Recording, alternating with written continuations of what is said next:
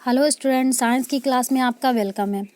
आज मैं आपको आपके सिलेबस के टॉपिक रक्त से रिलेटेड जो डिजीज़ होती हैं उनके बारे में आपको बताऊंगी। ठीक है, इससे पहले मैंने आपको blood group and blood bank के बारे में पढ़ाया था। देखिए, व्यक्ति की बॉडी में ब्लड से रिलेटेड बहुत ढेर सारी डिजीज़ेज हो सकती हैं। ठीक है, जिससे उसको क्या करते हैं, ब्लड की ज़रूरत पड़ सकती है, उसको ब्लड लेना पड़ सकता है। ऐसे ही ब्लड से रिलेटेड कुछ डिजीज़ेज़ हैं जिनके बारे में मैं आज आपको बताना चाहती हूँ। देखिए, सबसे पहले तो इसकी डिजीज़ होती है एनीमिया। ठीक है, यह ब्लड से रिलेटेड एक व्यापक रोग है। ब्लड में आयरन की कमी से हीमोग्लोबिन की कमी हो जाने को एनीमिया डिजीज़ कहा जाता है। ठीक है, यानी ब्लड में जब हमारे आयरन की कमी हो जाती है, आयरन शॉर्टेज हो जाता है, तब क्या होता है, हीमोग्लोबिन की भी कमी हो जाती है, जिससे कौन सा रोग हो जाता है, एनीमिया रोग हो जाता है बेटा। ठीक है, हीमोग्लोबिन आरबीसीज में होता है, अतः ब्लड में इसकी क्वांटिटी आरबीसीज की संख्या पर निर्भर करती है। इसीलिए अधिक रुधिरस्राव यानी अधिक ब्लड के बह जाने के कारण आरबीसीज के निर्माण की दर घटना, आरबीसीज में हीमोग्लोबिन के कम बनने आदि अनेक कारणों से कौन सा डिजीज हो जाता है बेटा, एनीमिया डिजीज हो जाता है। ठीक है, अब इसके अगले पॉइंट की बात करते हैं। हमारे देश की लगभग 90% महिलाएं एनीमिया रोग से पीड़ित हैं। ठीक है, इसका सेकंड पॉइंट है, इस रोग से पीड़ित व्यक्ति में थकान और कमजोरी महसूस होती है। ठीक है बेटा, अब देखिए बात करते हैं कि एनीमिया डिजीज के होने के कारण क्या होते हैं। ठीक है, देखिए पहला इसका प्रमुख कारण पौष्टिक खाने की कमी होना, यानी कि जब हम अपने आहार में पौष्टिक खाना नहीं लेते हैं तो उससे क्या हो जाता है, एनीमिया रोग हो सकता है। ठीक है, कुछ बीमारियों के कारण भी बॉडी में ब्लड की कमी हो जाती है, जैसे कि आपका किडनी कैंसर हो गया। ठीक है, बहुत सी ऐसी डिजीज़ हो जाती हैं जिससे कि ब्लड में आपके बॉडी में आपके ब्लड की क्या हो जाती है, कमी हो जाती है, वो बहुत ही कम क्वांटिटी में होता है। ठीक है, थर्ड इसकी बात करते हैं, थैलेसीमिया आनुवांशिक एनीमिया होता है। इस प्रकार के एनीमिया में हीमोग्लोबिन कम या ज़्यादा बनने लगता है। हीमोग्लोबिन इसमें कम भी बन सकता है और ज़्यादा भी बन सकता है। ठीक है, जो ये डिजीज़ होती है थैलेसीमिया, ये एक आनुवांशिक यानी जेनेटिक एनीमिया होता है। ठीक है, फोर्थ इसके पॉइंट की बात करते हैं कि बॉडी में विटामिन B12 की कमी से, ठीक है बेटा,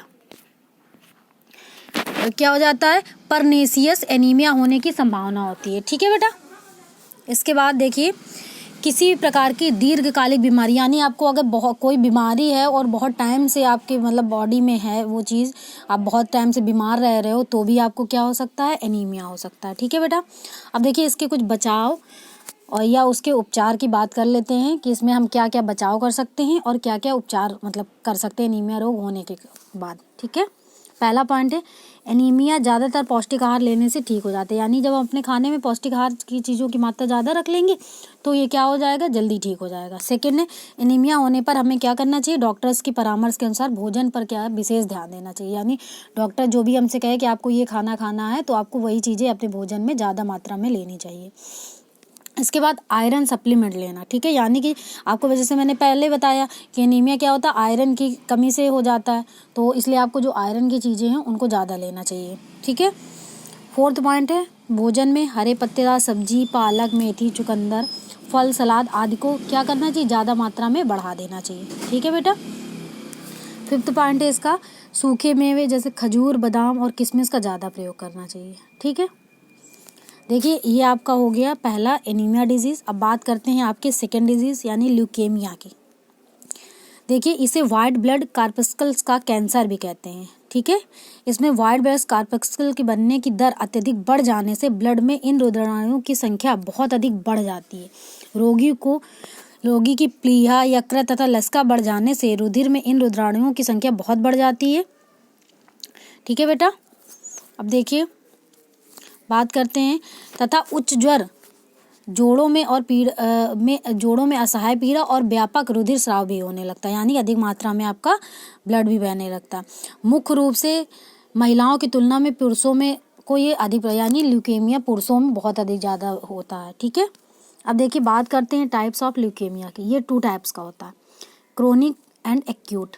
देखिए क्रोनिक में आपका पहला होता है, क्रोनिक भी आपका 2 पार्ट्स में डिवाइड होता है, chronic lymphocyte leukaemia, chronic myeloid leukaemia. ठीक है, देखिए इसको हम क्रोनिक जो लिम्फोसाइट ल्यूकेमिया होता है इसको CLL भी कह सकते हैं, और क्रोनिक माइलॉइड जो ल्यूकेमिया होता है उसे CML भी कहते हैं। ठीक है, अब देखिए बात कर लेते हैं कि ये जो CLL होता है वो किस में ज़्यादा होता है। देखिए ये 29% जो होता है वो एडल्ट और सीनियर सिटीजन में होता है। ठीक है, और CML 39% होता है। ठीक है, ये किस में होता है, ये भी सीनियर सिटीजन और एडल्ट में होता है। ठीक है बेटा, अब बात करते हैं हम आपके एक्यूट की। एक्यूट भी 2 पार्ट्स में डिवाइड होता है, एक्यूट लिम्फोसाइट ल्यूकेमिया यानी ALL और एक्यूट माइलॉइड ल्यूकेमिया यानी AML।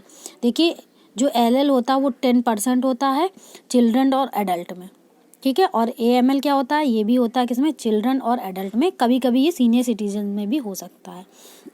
ठीक है, अब बात करते हैं बेटा सिम्टम्स ऑफ ल्यूकेमिया कि क्या क्या सिम्टम्स होते हैं जब ल्यूकेमिया हो जाता है। देखिए पहला तो बुखार या ठंड लगना। ठीक है, दूसरा लगातार थकान या कमजोरी, तीसरा वजन में कम होना, चौथा है आपकी खून की कमी, इसके बाद 5वां है आपका स्वेलिंग, और 6 है आपका बार बार आप इन्फेक्टेड हो सकते हैं। ठीक है, 7वां होता है आपका भूख ना लगना या आपके पेट में दर्द हो सकता है। ठीक है बेटा, अब देखिए बात कर लेते हैं आपके यहाँ पर भी ल्यूकेमिया के कारणों की। ठीक है, देखिए आपका पहला इसमें जीन और DNA म्यूटेशन। ठीक है, इसके बाद फैमिली हिस्ट्री, स्मोकिंग या अल्कोहल, रेडिएशन एक्सपोजर, इन सभी कारणों से भी ल्यूकेमिया होता है। ठीक है बेटा, अब देखिए ल्यूकेमिया की जांच कैसे करते हैं। तो पहले तो होता है इसका CBC सभी को होता है, कंप्लीट ब्लड काउंट टेस्ट होता है, जिससे हमें ब्लड से सारा मतलब पता चल जाता है कितनी RBCs है, कितनी WBCs है, कितनी प्लेटलेट्स है, ये सब चीज़ों की जानकारी है। इसके बाद बोन मैरो बायोप्सी भी होता है। ठीक है, साइटोजेनेटिक टेस्ट भी होता है और मॉलिकुलर मार्कर्स भी होता है। ठीक है बेटा, इन सभी जांच के द्वारा हमें ल्यूकेमिया की बारे में पता चल जाता है। अब देखिए बात कर लेते हैं हम बेटा इसके बचाव और उपचार की। तो पहला इसका है बोन मैरो ट्रांसप्लांट। ठीक है, दूसरा है इसका कीमोथेरेपी, और थर्ड है आपका कि औषधीय चिकित्सा के द्वारा भी हम इसका उपचार कर सकते हैं, इसका इलाज किया जा सकता है। ठीक है बेटा, अब देखिए बात कर लेते हैं आपकी तीसरी डिजीज़ की, जो होता है आपका पॉलीसाइथीमिया यानी बहुलोहिताणु। ठीक है, देखिए एनीमिया के विपरीत इसमें लाल रुधिराणुओं के बनने की दर के तीव्र हो जाने के कारण, ठीक है, उसमें कमी होती थी, इसमें क्या होता है, एनीमिया में कमी हो जाती है, लेकिन इसमें क्या होता है, RBCs बहुत ज़्यादा बनने लगती हैं, तो ब्लड में संख्या बहुत तेज़ी से बढ़ जाती है। ठीक है बेटा, इसमें रुधिर की मात्रा बढ़ने के कारण हार्ट पर जोर पड़ता है, तथा रुधिर के गाढ़ा होने के कारण रुधिर वाहिनियों में इसका बहाव क्या हो जाता है, धीमा हो जाता है। ठीक है बेटा, तो देखिए मैंने आपको आज आपके टॉपिक में ब्लड से रिलेटेड जो भी डिजीज़ें थी, जो अभी आपके सिलेबस में थी, उन सब के बारे में आपको जानकारी दे दी है। और सबसे ज़्यादा आपके एग्ज़ाम में एनीमिया और ल्यूकेमिया पूछा जाता है। ठीक है बेटा, तो आप लोग इसको बहुत अच्छे ढंग से पढ़िएगा और समझिएगा। कुछ नहीं समझ में आता है तो आप मुझसे पूछ भी सकते हो।